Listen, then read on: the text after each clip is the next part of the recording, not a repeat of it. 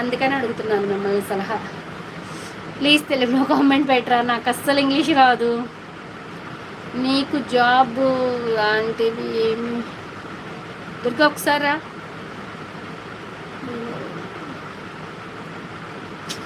మీరు ఇంగ్లీష్లో పెట్టారు కానీ నాకు అర్థమైన వరకు నేను చెప్తున్నాను, జాబ్ కానీ ఏమీ లేదండి. అంటే మా వారు యాక్సిడెంట్లో చనిపోయారనమాట. చనిపోయిన తర్వాత ఒక 2 ఏళ్ళు ఇక్కడ ఏదో ప్యాకింగ్ సెక్షన్లోకి వెళ్ళిన తర్వాత అది తీసేశారు. అందులోకి నాకు హెల్త్ బాగోలా, మా వారు చనిపోయారని దిగులతో కొన్నాళ్ళు లంచ్ అది తినిపోయేసరికి హెల్త్ బాగోలా, ఆపరేషన్ చేయించుకుని ఇప్పుడు ప్రజెంట్ చేయించుకునే 5వ నెల. ఇప్పుడు ప్రజెంట్ ఇంట్లోనే ఉంటున్నా.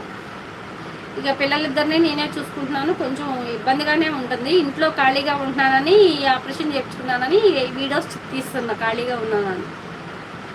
ఇక ఏదైనా ఎత్తుకుందాము అనుకుంటే పిల్లలు పెద్ద అవుతున్నారు, స్కూల్లో దింపుకోవాలి, కాలేజీలో దింపుకోవాలి, సరిపోతుంది.